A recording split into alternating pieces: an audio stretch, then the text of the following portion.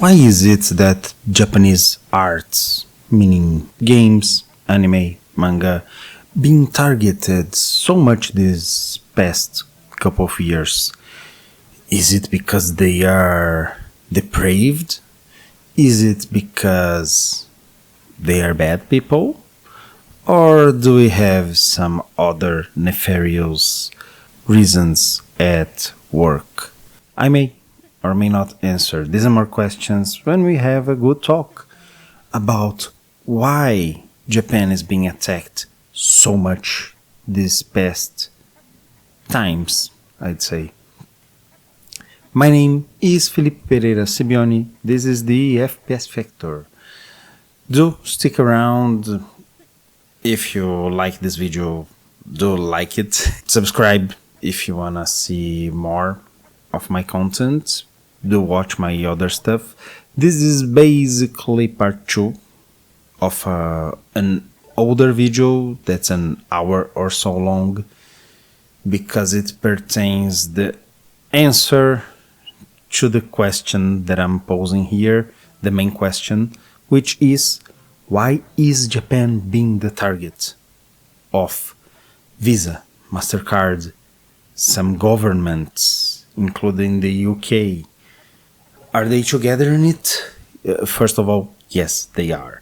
As of today, Visa announced a plan to have digital ID in its transactions, exactly what the UK is doing. So that's another story entirely, but it's very bad. It's about control. It's about controlling what people can and can't spend on.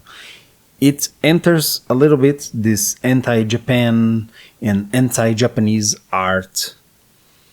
But this is one only attack front. The other one is the translators, people who call themselves localizers. Localizers don't exist. They are translators with an agenda. They try to take Japanese culture and insert their own. If you've seen the title of the first video, you know it's cultural colonialism.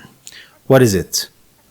It's when you try to insert your own culture onto the culture of another person or another artwork in this case.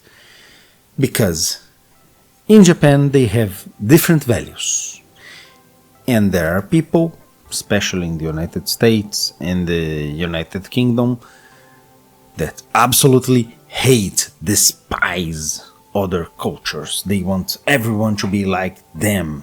So they try to take off the cultural characteristics of movies, of manga, of anime, of games. They want to put everything to their own culture. This is why we have so many quote-unquote woke translations. It's not because they want to push the woke agenda in itself. It's because they want to take out the culture of Japan. They want to insert their own culture. This is a two-pronged strategy. First, you equal Japanese media with Western media. And if they are equal, Western media will be risen from the depths they are, and Japanese media will be lowered so they can be comparable. These people, they don't care about the art in itself. They care about pushing their culture onto others. You have, for example, let's take the hotly debated trans argument. In Japan and Japanese media, especially in anime and manga, there are lots of ways that people can express themselves. Sometimes a man can, for example, make use of feminine clothes, some makeup that will make them look feminine, or have inherent traits mannerisms, way of speaking, way of walking, you know? But they are still a man. And they don't say, for example, oh, I'm a woman. No, they will say, I have the heart of a maiden. I have the heart of a woman. I know that I'm a man, but in my heart, I'm a woman. The woke mob hate it. They absolutely despise this type of character because they will see this character and they are the type of people who don't know how to differentiate also fiction and reality. So they will say, oh, this is a caricature of trans people, this is offensive, etc. There are also other ways that men can make their sexuality come forward that is different than simply being gay or straight or being a trans in the Western sense. Look at this handy chart here. For example, you have the otokonoko.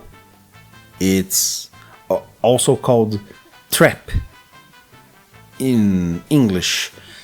It is when it's a guy or a boy that looks like a woman at first sight, or even has mannerisms that are more akin to a woman. It's more delicate, have a softer voice, things like that. But they are a man, usually. Because you have, of course, each character is their own. They don't need to be fit into small little boxes like the Americans like to do. Oh, what's your flag? This flag implies you are from a country.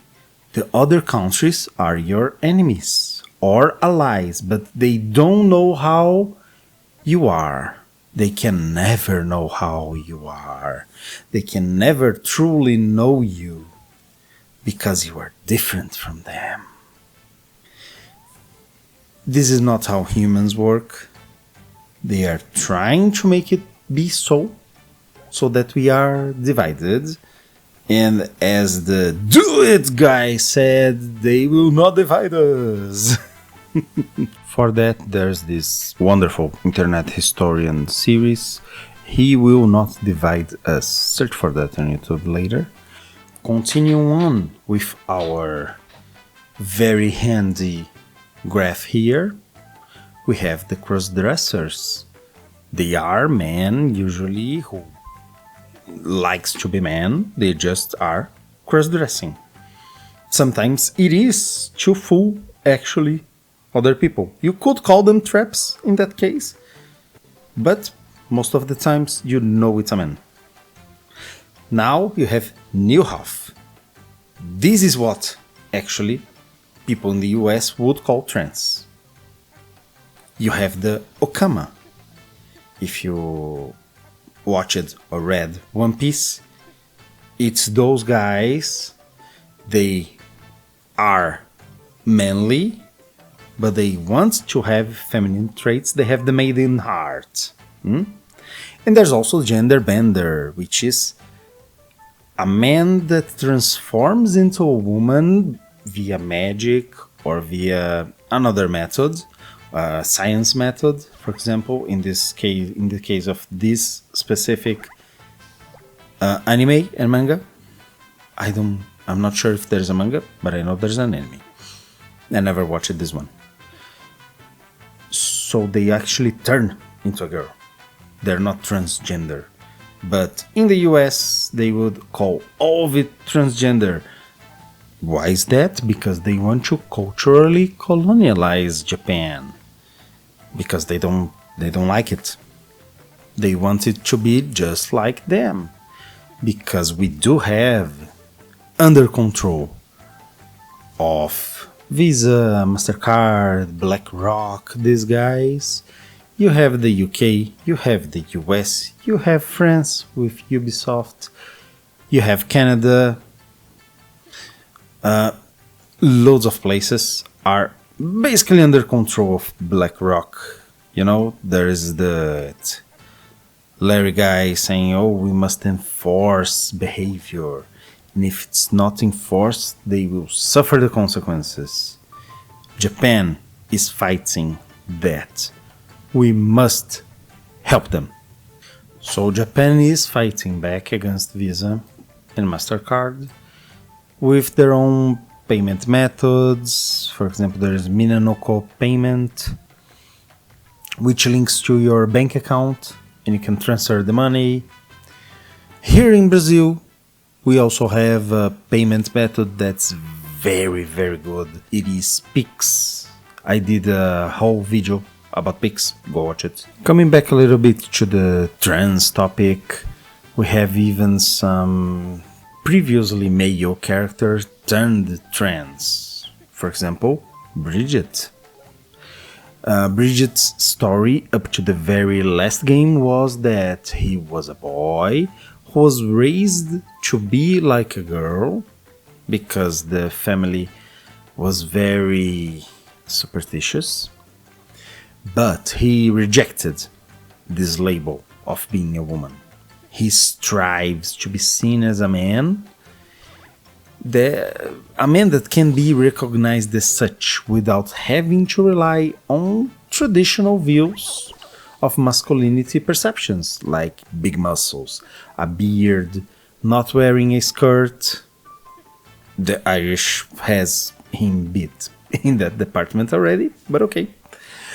Now, if you suddenly make this character into trans, it would divide people who play and see the game into two different groups, the ones who like and the ones who dislike the change.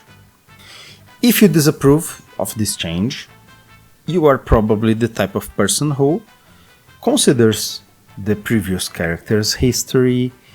You see it as a disrespect towards the character and all it stood for previously. It is a slap in the face of the game, of the story, of the lore, of the fans.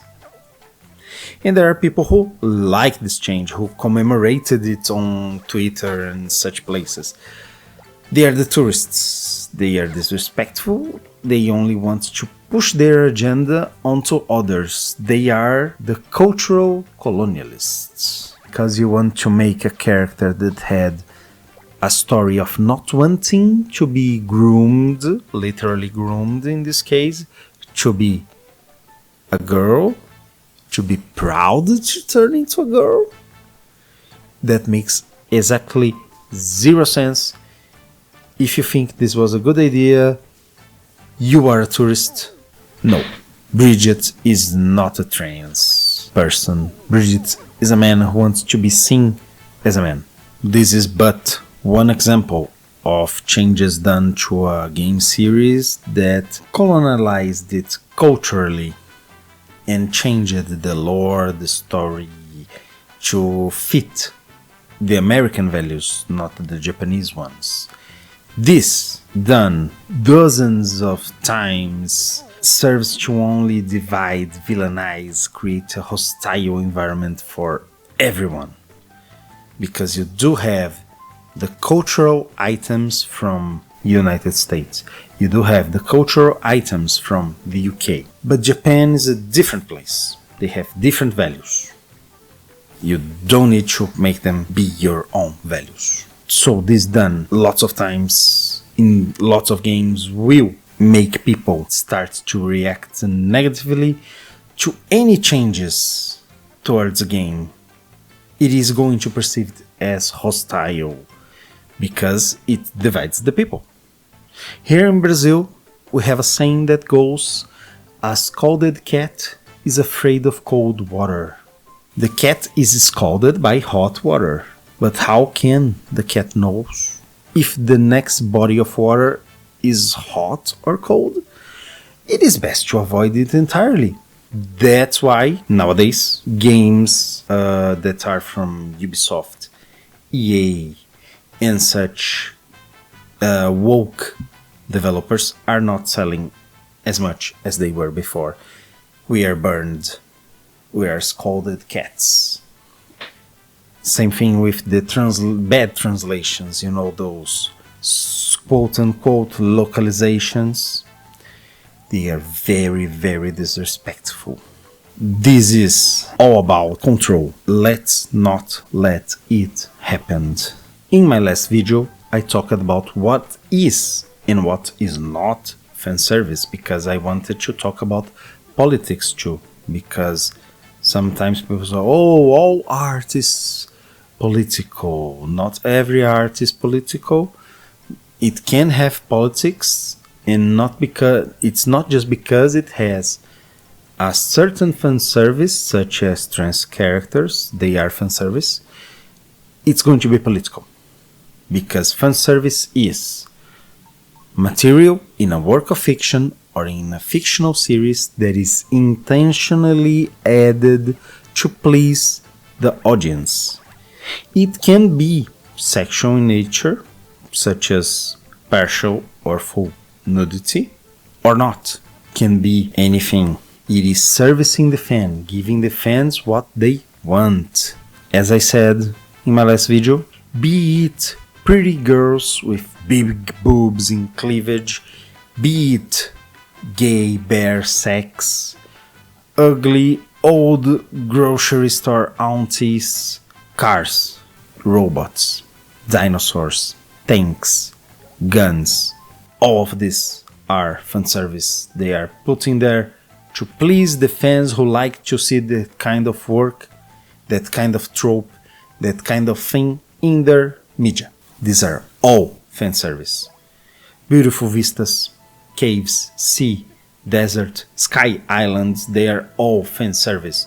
My fanservice, as I said before, it is sky islands. I love them so very much. Themes of love, betrayal, power trip, and political themes, they are fanservice. These are all categories of fanservice. If you have a murder mystery, red herring is usually a fanservice for the kind of people who reads murder mysteries. The butler, who may or may not have done it, it's kind of fanservice. The butler can even be hot. That's a fanservice. The butler can be a 50-year-old but well-groomed, well-dressed guy. That's another type of fanservice.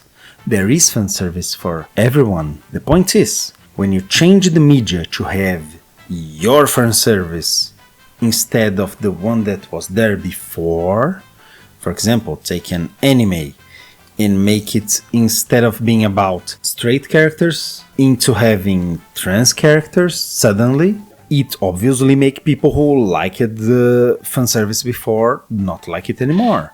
For example, if you like trans characters and you take a trans character that was in a media and change them to have been born a woman all along, you wouldn't like that, right? Because your fanservice was taken away. Same as those who had their fanservice modified, for example, with a bad translation, called a localization. Let's together fight it. There are some games that already went back and redid the translation of their game to fit better with the original one. Let's keep pestering, really. It's the word that I would use, pester. Let's keep pestering publishers, developers to release good products. Because if it's one game in Japan and another outside of it, you're not playing that game. It's another thing entirely, it's not that game. For example, I am Brazilian. I wanna see things with the American culture. Yes, I do. When I play an American game. When I play a Japanese game, I like seeing the Japanese culture there. There are the references, the fanservice, all those things that are pertinent to the Japanese culture. I don't want to see American culture in a Japanese game. I want to see American culture in an American game. UK culture in an UK game. Brazilian culture in a Brazilian game. You know, things like that. That's why we have our own cultures. That's why we are not all the same. That's why we live in different places. Each place that we live in have its own culture, because it's what the people are attuned to. This is multiculturalism. Don't let these people take away cultures that are rich, that are there, and substitute for their own. For the thing I said, competition, when you raise the standard of your own, lowers the standard of your competition, then you have equal products. But if one of them is clearly superior to the other, obviously you're gonna want to get the better one. And this past, I'd say, couple of decades, the Japanese products are much better than the American ones, especially American and UK ones. I call them one and the same because they're very, very similar, because nowadays they have this melting pot of everything turning into the same slop. And it is slop, indeed. So this is basically a part 2 of that video. That was an hour long. If you want to know about what is and what is not politics, especially in games and anime and manga, go watch that video. As I said, give this one a like if you liked it. If you didn't like anything, tell me below what you didn't like, what I can do better. I want to be better. I want, as I said in the comments on another video, to earn your subscription. Do watch my other stuff to see if you like my content, okay? Thank you all so very much for watching, and until next video, bye bye. Thank you.